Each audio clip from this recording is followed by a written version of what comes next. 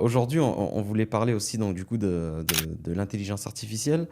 On a vu que depuis quelques années, voire quelques mois, ça s'accélère très rapidement, le développement de l'IA. Est-ce que aujourd'hui, on est à l'aube d'un nouveau monde, comme on l'a dit, et est-ce que le salariat en France est en danger? Alors moi, je crois avant tout que le salariat est en danger parce que tu as beaucoup de gens qui veulent plus travailler déjà. Ouais. Pas n'importe comment en tout cas. Ils veulent travailler avec des salaires décents et ils ont tout à fait raison. Tu vois, moi, j'irai jamais bosser pour 2000 euros. Ils ont tout à fait raison. Parce qu'aujourd'hui, quand quelqu'un va travailler, il faut le payer décemment. D'accord? Tout travail mérite salaire. Ensuite, ceux qui bossent sérieusement, malheureusement, vont voir leur place, pour beaucoup d'entre eux, remplacée par l'intelligence artificielle. Je pense que l'intelligence artificielle va remplacer des métiers très importants, comme les métiers d'avocat, les métiers de médecin, les métiers de back-office. Tout va s'automatiser. Et c'est pour ça qu'on va aller vers un salaire universel. Et à un moment donné, certains États des pays extrêmement développés vont être obligés de donner un salaire plus important aux gens pour passer leur vie à se balader et avoir des loisirs. Et c'est pour ça, je crois encore une fois, beaucoup aux loisirs. Parce que les gens vont avoir de plus en plus de temps. Donc, loisirs, ils vont aller jouer au paddle, ils vont faire du tennis, ils vont faire du sport, tu vois, parce qu'ils vont avoir beaucoup de temps libre. Tu comprends? Et donc, si tu veux, l'IA va remplacer, bien sûr, tous ces métiers. Ouais. Ah, c'est clair que l'IA aujourd'hui, elle peut faire des tâches comme répondre aux clients pour des tierces informations. Elle peut faire des tâches en fait que l'être humain aujourd'hui, c'est des tâches redondantes pour un être humain. Et donc du coup, l'IA, elle arrive et elle va te dire, ben, pour moins cher, je te supprime tous tes salariés qui sont là à devoir répondre à certaines questions dans le service client. Et en plus de ça, qui va le faire de façon, qui va le faire meilleur que les salariés. Bien sûr. Donc je vois pas en fait aujourd'hui je vois pas en fait le futur du salariat dans certaines tâches, dans certains métiers, parce que l'IA en fait va avoir une rapidité beaucoup plus forte, beaucoup plus importante et une intelligence, on va dire, in- imbattable. Bien sûr, de toute façon, n'importe quel entrepreneur, tu vas le voir, tu lui dis, écoute, moi, je te remplace le salariat, donc je t'évite le risque de prud'homme.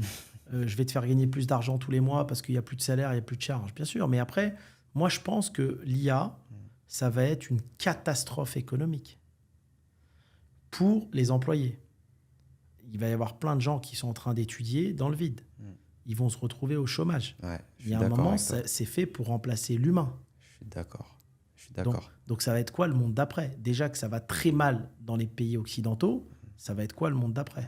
Il y a 2 jours, j'ai pris un petit déjeuner avec une amie qui fait ses études dans la biologie. Et elle me disait qu'elle a 27 ans, elle se reconnaîtra, elle me disait qu'elle voulait continuer ses études encore pendant 4 ans pour une spécialité dans la biologie.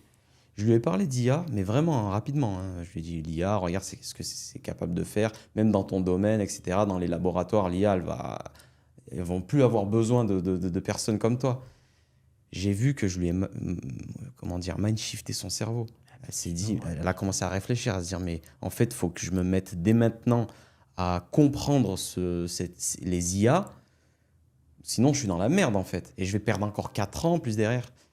Je donne un exemple. En matière de justice, Ouais. tu sais que les juges aujourd'hui, ils veulent plus de défense orale, c'est qu'à l'écrit.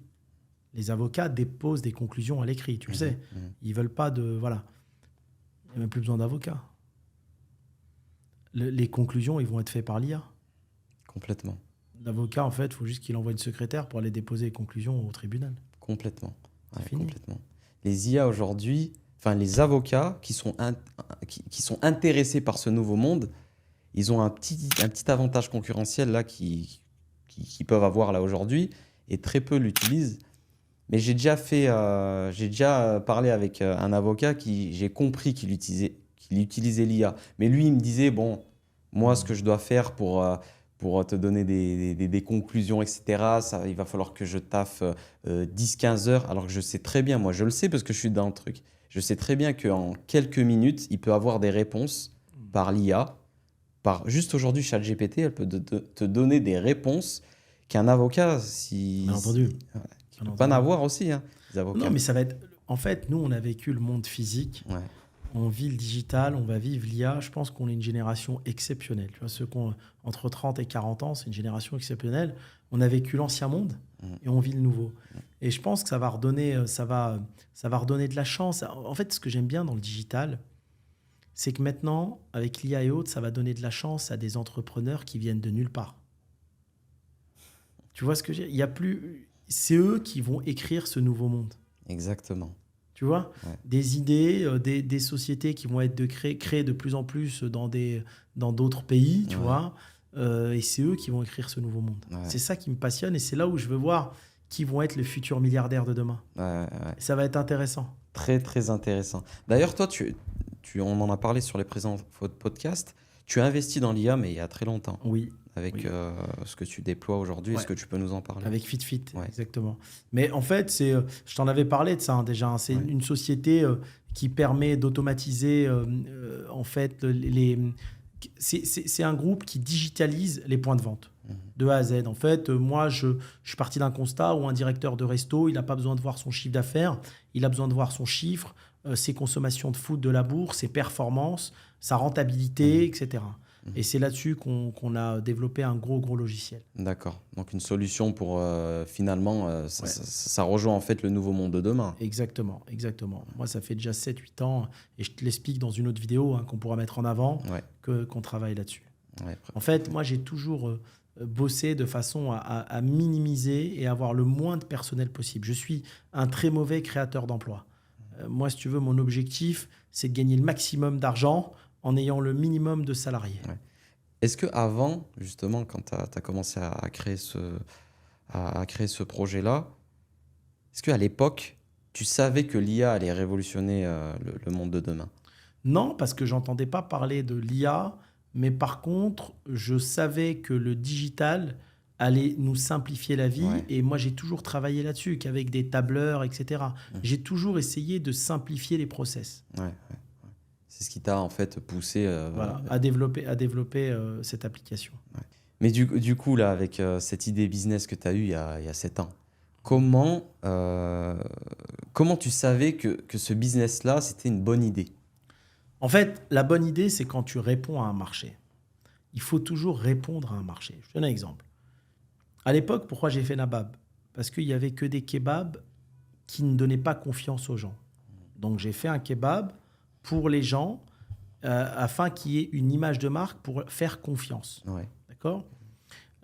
Ensuite, si tu prends, on parlait tout à l'heure de Géladal, c'est quoi ? Le burger, ces 2 burgers halal, ils viennent répondre à une demande. Le consommateur lambda est frustré. Les gros consommateurs de fast-food aujourd'hui sont des gens souvent qui sont issus de l'immigration musulmane. Ils ne peuvent pas aller chez McDo ou alors ils mangent que des fiches. Donc, ils leur ont offert le burger comme chez McDo en version halal. Ils répondent à un marché. Il y a une clientèle, tu réponds à un marché. Ensuite, moi, personnellement, pour lancer un business, en fait, les gens, tu vois, quand tu es entrepreneur, tu lances un business, tu crois que tu as l'idée du siècle. Donc, tu dis, ah oui, ça va cartonner. Là, par exemple, tu vois, je suis sur un sujet de croissance externe. Tu te dis, tiens, c'est l'idée, on va transformer tous les restaurants, ça va être comme ci, comme ça. Et après, il faut penser tout le contraire. Moi, je fais toujours comme ça. Je réfléchis tout de mon côté. Ok, j'ai l'idée du siècle, on va faire ça, ça, ça. Et après, j'imagine, si ça ne marche pas, pourquoi ça ne marcherait pas ? Tout le contraire. Peut-être qu'on ne va pas trouver les franchisés pour. Peut-être que si on est trop dans le halal et demain, politiquement, il y a un problème, ça va nous anéantir. Peut-être. Tu te réformes. Je me réforme.